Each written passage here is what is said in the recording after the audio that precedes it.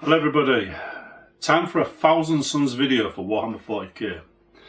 Now some people out there have been talking about 1000 Suns whilst I've been on my travels, so we're going to do one now. This is based on a video I was planning to do back in March but couldn't do it due to COVID and lockdowns and me running around helping people.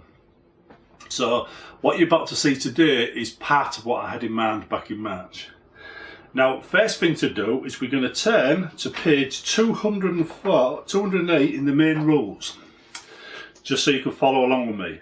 There's a little grey box, it's reinforcement units section, right? So we've got reinforcement units. A unit starts in the battlefield, in the location other than the battlefield. Set up your reinforcement units one at a time as described by the rules that let them start the battlefield in locations other than the battlefield. Reinforcement units cannot make a normal move, advance, fall back or remain stationary this turn. Your reinforcement units count as having moved this turn. Any reinforcement units not set up on the battlefield by the end of the battle count as destroyed. It's important we know this right at the very beginning, right? Because all the old rules from 8th edition that came in later, deploying after the second turn or whatever on the third turn, all gone. It's all been replaced by strategic reserves. And strategic reserves only apply to a specific type of unit. So that changes the game for us, 1000 Suns players, as you will find out.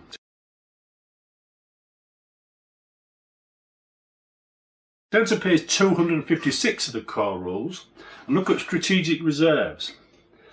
Now it says here, no, these rules do not apply to units says that using other rules to enable them to start the battle in a location other than the battlefield. Such units are not placed in strategic reserves, says, and are set up as described in their own rules.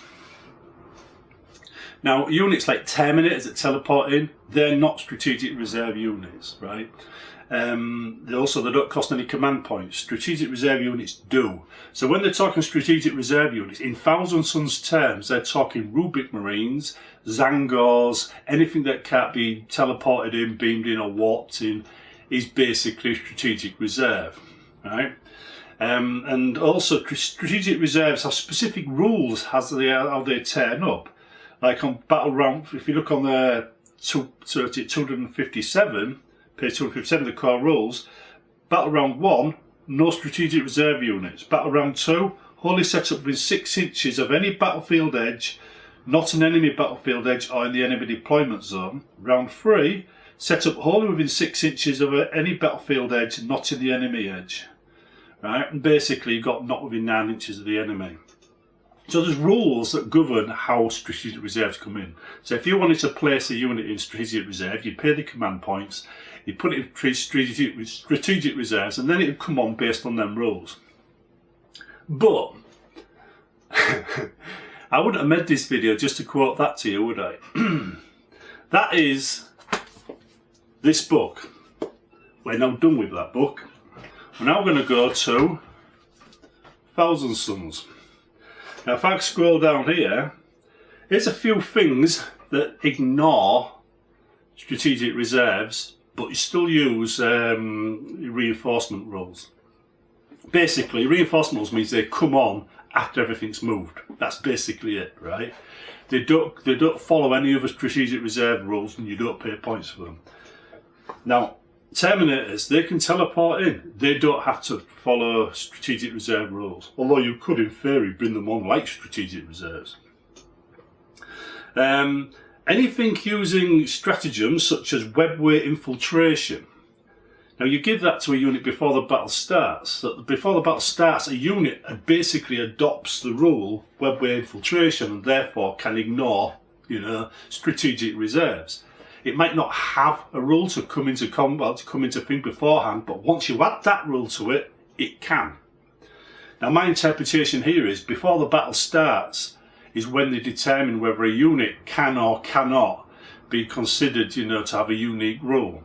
So a lot of these are basically assigned to the unit before the game starts, and therefore the unit starts the game with webway infiltration. So it's not, it's not strategic reserves. So you can use that twice. So you can bring 2 units on with webway infiltration. The other one is Scorpius Arcanum, Thousand Suns page 99, Dark Matter Crystal. That allows you, if I remember rightly, to move a unit on the battlefield to somewhere else on the battlefield. Once per battle, at the end of your movement phase, you can select a bearer that says our friendly Thousand Suns unit within 12 inches of him, move them to the battlefield and immediately set them up anywhere on the battlefield. So that is a unit that's already been set up on the battlefield. It's not coming on as strategic reserves or anything else or reinforcements, it's already on the battlefield and you move it at the end of the movement phase, which I would take to mean the reinforcement phase, just to keep it in line with 9th edition rules. Now you've also got, says if you go to Ritual the Damned, this book here, go to page 83, you're looking for Cult of Duplicity, right? Remember, cults have to be done on a detachment basis, so you have to have a whole detachment of these. So we've got 83, right, Cult of Duplicity, and we're looking at, I think it's a Sorcerer's Facade, or Facade, I can't remember how to pronounce that. Right, Facade, that's it, right? If manifested, select 1 Cult of Duplicity unit within 6 inches of the sniper, remove it from the battlefield, then set it up anywhere on the battlefield that is more than 9 inches away from the enemy models. This unit is treated as having moved 9 inches this turn. Now, that there is a Warp Charge 7 power, right? If you manifest it, you can do that every single turn. You could literally move units about every single turn with that. Again, that starts once the battle started. So on turn 1 in your psychic phase, bang, unit moves. Next turn, the unit moves again, unit moves again. You can literally use it to shoot units across the board. So yeah, that's quite a powerful one. Now we go to Ritual the Damned 84, and we're looking at, this is a stratagem called, what was it, Rise of Rubik's. Risen Rubica, that's the one. Right, now it says here, use this stratagem to set up a Rubik Marine unit from your army during the deployment, It says that unit is set up anywhere on the battlefield that is more than 9 inches away from the enemy or enemy deployment zone and any enemy models. You can use this stratagem once per battle. So again, once again, we've got a situation where we can move a squad of Rubik Marines in the reinforcement phase. Okay, now we go down further. Now, just to cover something here, right? Brotherhood of Sorcerer's Rule is in this book and still applies, so we still get 6 inches range on all powers, including the ones I'm talking about here. So when I say 18, I mean 24. Let's just cover some cults from this book, right? Really quickly. Right, now we're going to go. We're going to go with Cult of Prophecy first, which is quite a good one. You start with Divine the Future. This allows you, for Warp Charge 6 power, you can reroll 1 dice in pretty much any situation. It says, well, you roll 1 dice and then you can replace any 1 dice during that turn. So basically, if you were to cast that power, you roll the dice, you leave it to one side, it might be a 2. Then you have to take a morale test. Use the 2 for your morale, right? If you roll a 6 and you've got to do a power that requires 5, or you want to do some, or maybe you've got a Perils of the Warp, you can use that 6 to change a 1 into a 6. You can do that. There's powers that do something similar in other things, but the cult of prophecy, I think it was, is especially good. Right, now that's one of the powers, very useful once per turn. Now you've got Warlord. Warlord can move 6 inches after firing Overwatch. Now unless your Warlord has got some super heavy weapon, that's probably not as useful, except for when a unit's going to be charged, or your Warlord's going to be charged, you want to shoot and then run away.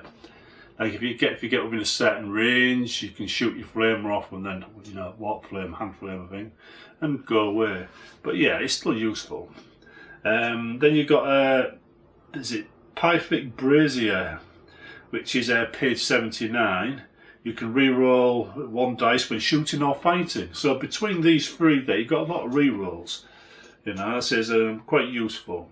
Now if we go to Cult of Time, I've only listed the ones that I find useful here, by the way. You've got Psychic Phase, Time Flux. Replace one destroyed unit within 6 inches of the Psyker.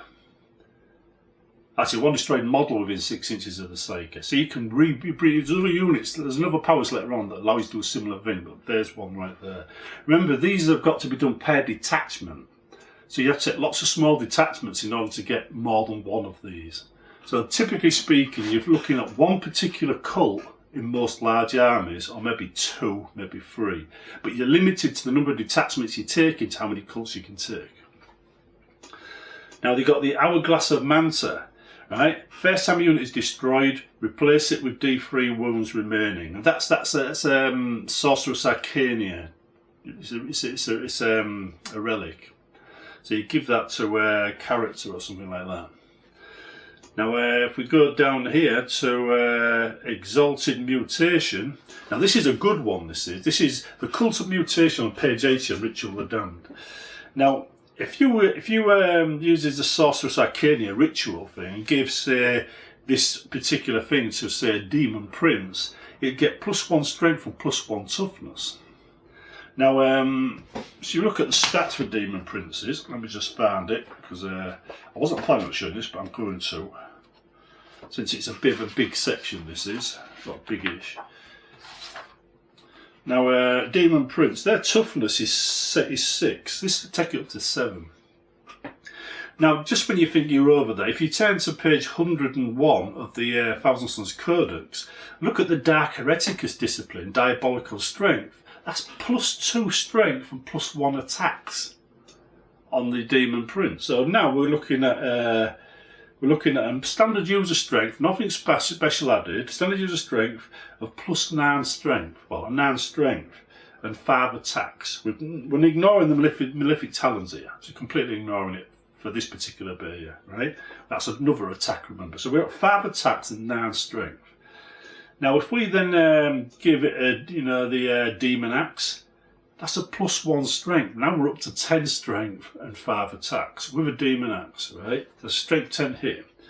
That's -3 with 3 damage 10 times. Now if we go to, losing track of where I am now. If we go to attacks, right? Then we've got your 4 attacks, plus Malefic Talons, that's 1 attack, plus a Discipline of Diabolical Strength, that's 6 attacks. And now we get the Hateful Assault as well, that's 7 attacks. Now only one of them is going to be at Strength 9, and that's Malefic Talons, because that's going to be User Strength, Strength 9, -2 and 2 damage. The rest of them are going to be Strength 10 at -3 with 3 damage. Even that way, a Strength 9 Malefic Talon attack is bloody good, because it should be 7, right? So suddenly you've got a Titan killing Demon Prince. Well, a Knight killing Demon Prince right there. I mean, potentially, if all hits hit, you get what? But if it did, you could cause 30 points of damage to a Knight in 1 turn. More reasonably, I'd say you're probably going to get 2/3 of that, 20, maybe. Right, providing your dice rolls are reasonably okay, but 20 is not reasonable. If you knock it down to 18, 16 or 17 maybe, then you're probably undervaluing the hit power of that Demon Prince. But if you think 18 and over, that's more reasonable for average dice rolls. So if we go over that again, right, if we take the Cult of Mutation and put our Demon Prince in it, and then give him a power, Sorceress Arcania, so he can cast +1 strength and toughness on himself. And then we cast Dark Hereticus Discipline, Diabolical Strength on him. And then give him a Demon Axe. We've basically got our +10 strength there. Right? We've got +1 toughness and extra attacks as well. If the attacks and then will come up to 7. So that's what we do. Now remember, there's powers that you can give all kinds of stuff. You can make, you don't have to make him a warlord. He doesn't have to be a warlord. There's powers that allow you to assign a relic to a non-warlord. So you can do that. Now, Cult of Scheming. Chakathrel's Fedrum. That's page 81. This is a Sorcerous Arcanium item. Costs one stratagem per turn or per battle. Costs 0 points. So you could use that Cult of Scheming to cast a really expensive stratagem when you're short on points. But again, that's the only thing in the Cult of Scheming I consider to be any good, and the whole detachment would have to be in the Cult of Scheming for that one to work. That said though, you might be able to get it on the cheap. Is there a way of doing a single unit in a detachment?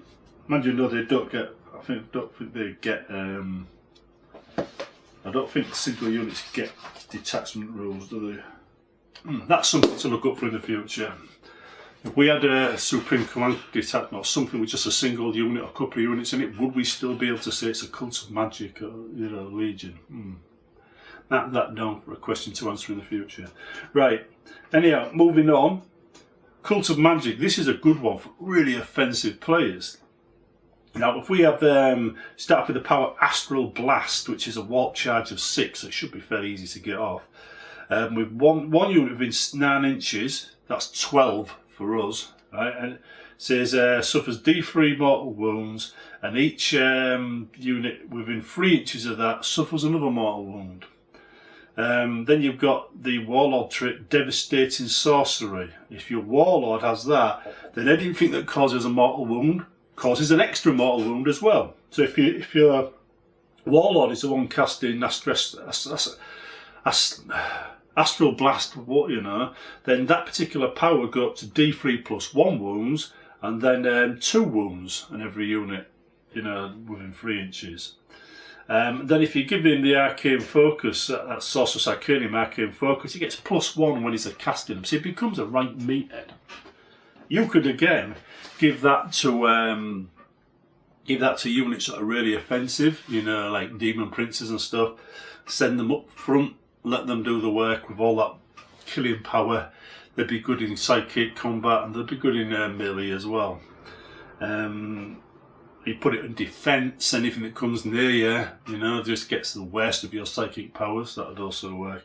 But that's really good against lots of units all bunched up, which with the new blast rules and new deployment rules, if you've got a large unit of 10 men, then they're going to have to be within 2 inches of within 2 inches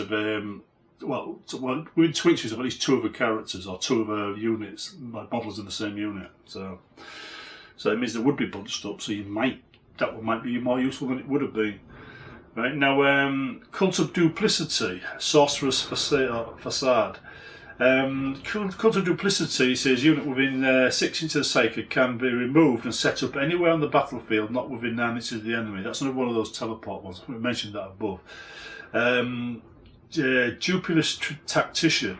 Now this is another one where you get to move things. This is a redeployment action though, right? Now you can redeploy D3 Cult of Duplicity units, says, and this Warlord, says that normally as per the mission rules, right? So basically you lay them down, when everybody's finished moving, you do that thing and move D3 units in your Warlord. Now so far, right, there's no restriction that I can see other than command points, and that applies to strategic reserves, that stop you moving more than half of your army. You can literally go deploy your army here.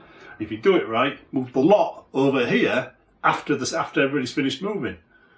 You see, so because all the restrictions that used to exist in 8th edition went bye-byes with 9th edition. We're back to square one. They reset the clock. So there's no restrictions. Strategic reserves come with restrictions in command points, but so far we haven't actually looked at moving units with command points. All of these are being used through psychic powers, stratagems, or their own abilities.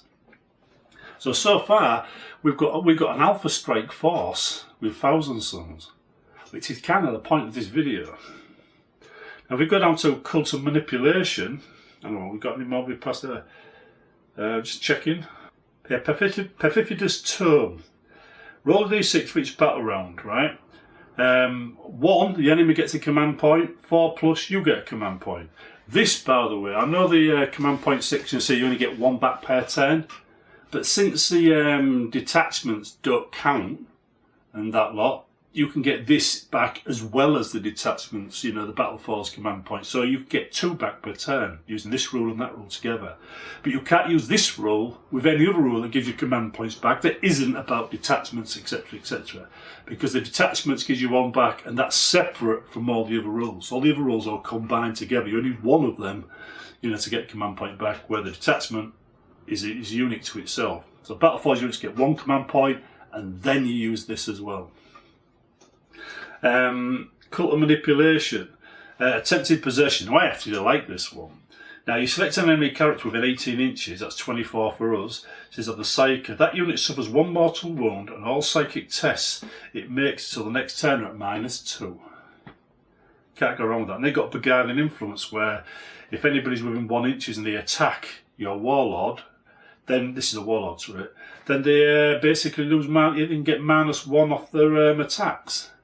Now if you imagine you're doing that with a Space Marine unit that's just charged in and it's got its assault bonus, you could cancel out that assault bonus, you know, for every unit. I mean, if you use it on just one, well, I think that's I think that applies to anybody that charges your warlord. But if you apply it to the one that's got the most attacks, it's going to lose loads. If you apply it to just a single model, you might lose 1 attack. Now, some stratagems from Ritual of the Damned, page 84 here.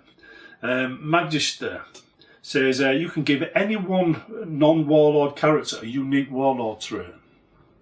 You could also give you know, characters an extra arcane item as well, remember. So you'd have the equivalent of 2 warlords, even though one of them was warlord in name, the other one was warlord in name only. You know, one's real, one's not.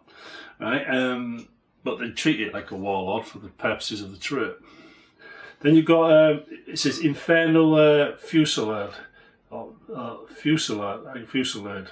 Terminated Rubicons can shoot twice with rapid fire weapons. That's a standard one basically. Risen Rubicons, we've covered that elsewhere. You can basically set it within 9 inches of the board and move it. Or you can move it anywhere on the board basically. Sorcerous Infusion, use after casting a power. Now this one here, if you roll a 9 when casting a power, then he says you can basically bring 1 model back from the dead in the sorcerer's unit. The only way I see that being useful is if a Rubik's, you know, Rubik's sorcerer, you know, just manages to get a 9 casting smite, and then he can bring back his own men. Because there isn't, I don't think there is any other unit that has a sorcerer in it other than them. Just aspiring sorcerer. Very limited, probably not that well thought out. Indomitable Foes. Rubicon Terminators get +1 on their invulnerable saves. And Adepts of Immaterialum cancels out the perils of the warp. Now, if we just go back up to the top and work out what I've just said. 2 units on Web Infiltration.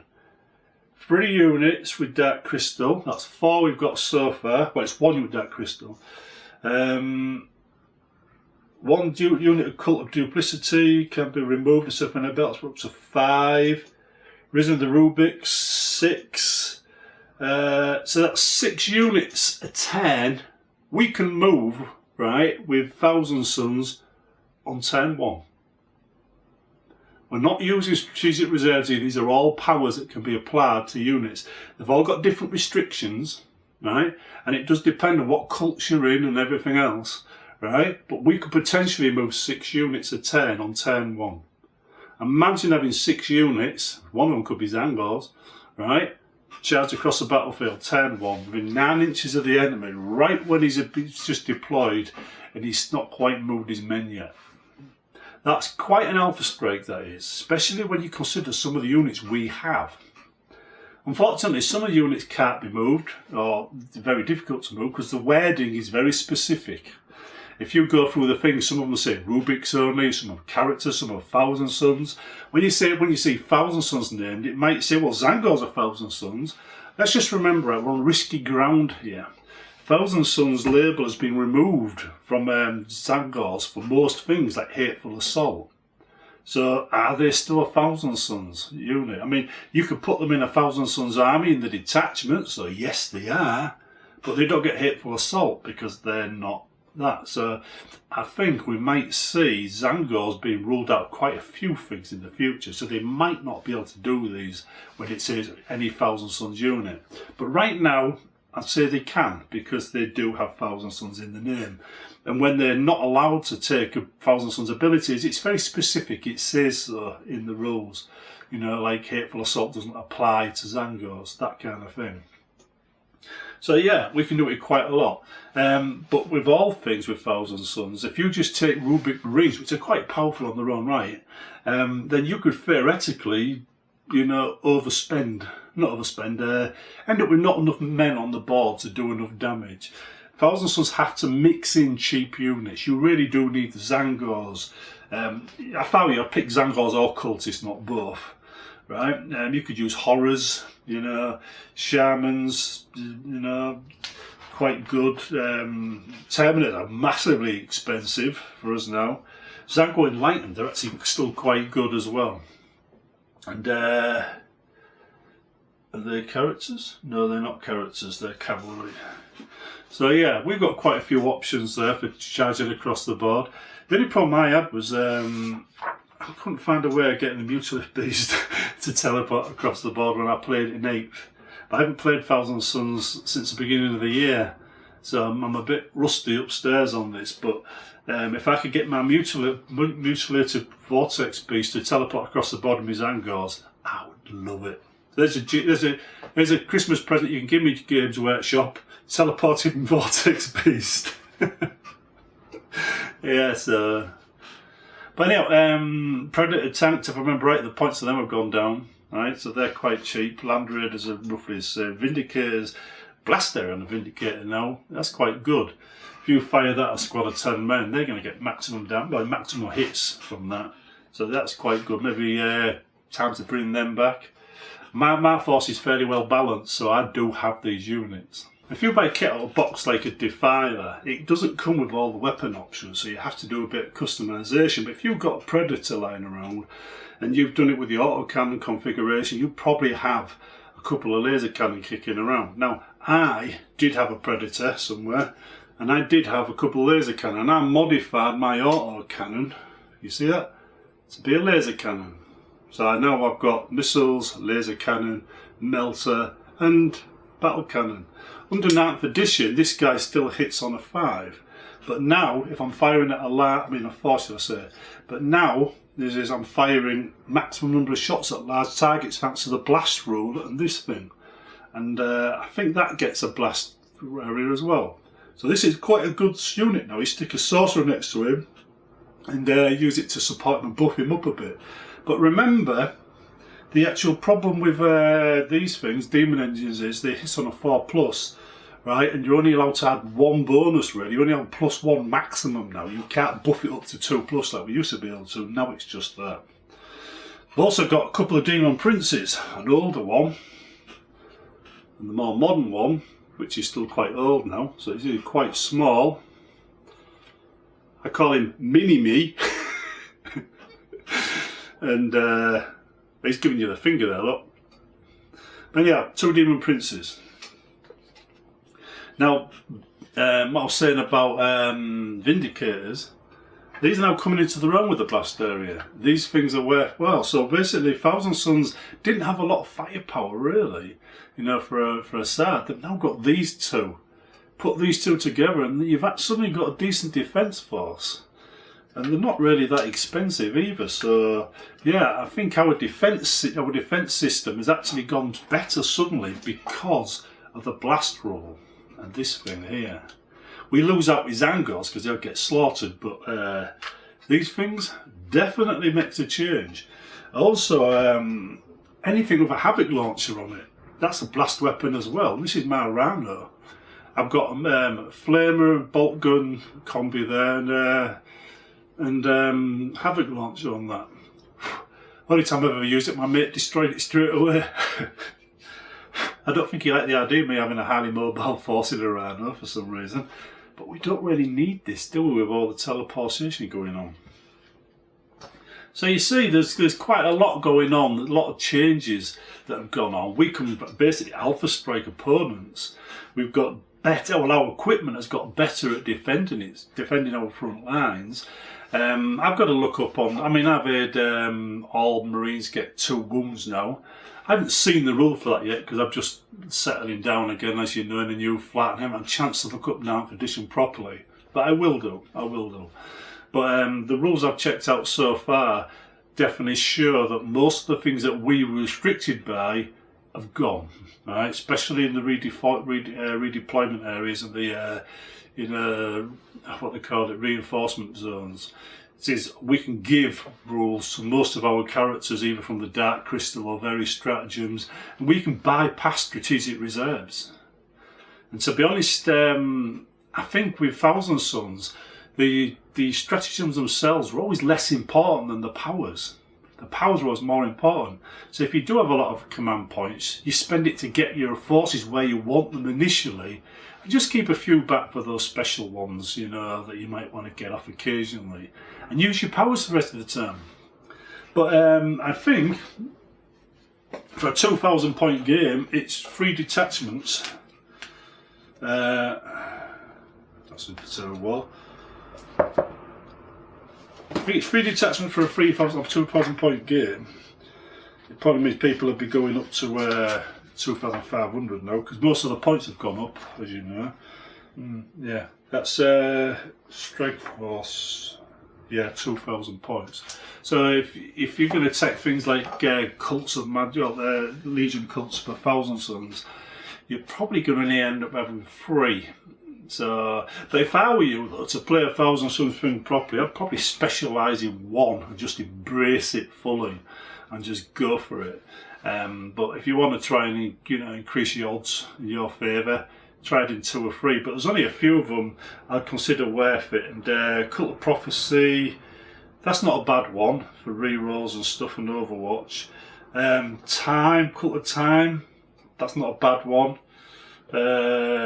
I've seen better though. Cult of Mutation, that's definitely a good one for those meatheads, you know, like these guys. So if you want to charge forward with a meathead and have him slaughter things, Cult of Mutation.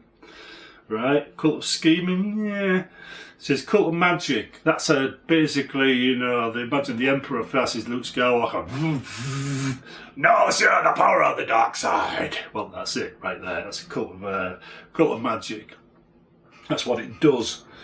So yeah, depending on what type of battle you want, you pick a different cult. If you're dead set on killing by magic, Cult of Magic is the way to go.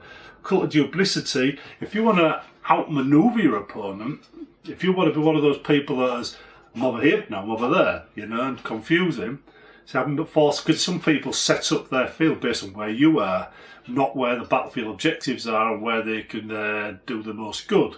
Sometimes you set up a kill zone, your enemy never walks into it because he's not stupid, right? But you set up the battlefield according to your own strategy and where you want to be and where you can defend, not where your opponent's setting up. So where your opponent's set up doesn't matter to you. He can move around. That makes Cult of Duplicity almost useless. I say almost because you can move most of your troops somewhere else into better positions after making your opponent think you're in a bad spot. That might affect 1 or 2 of his choices. But it's set and improve your own. You know, right from turn 1. So yeah, that's quite a good one. Cult of Manipulation, the attempt to possession and beguile influence, more or less limited, you know, I'd say. But the stratagems, yeah. Magister, Infernal Fusillade, and that's the ones where you fire twice. Rise of the Rubiks, Sorceress Infusion, and all that stuff. They all work, they're quite good, I would say. So yeah. It does require some thought though and some planning. Most of this is a lot more macro management than some people are used to, but I think that goes with the territory of the Thousand Sons. You have to have units clearly marked. You have to be able to tell them which cult's in what. Man, you can't really tell at the moment. I'd have to be a little bit more better in organising my troops to make sure it works. But yeah, I think if you're good at macro managing things and organising things and knowing what's what, you'll do great. But if you just throw it together willy-nilly and hope to remember later, then you're going to be caught cheating. because quite frankly you do need to have everything marked down clearly in order not to be accused of cheating with this book. It's because you could easily say it's cult of time 1 minute and cult of duplicity the next, and if your opponent catches you, then you're in trouble, aren't you? So you really do have to have them marked down and sorted, otherwise you're in trouble. So be careful of that, and make sure you keep accurate records. Right, see you in the next one.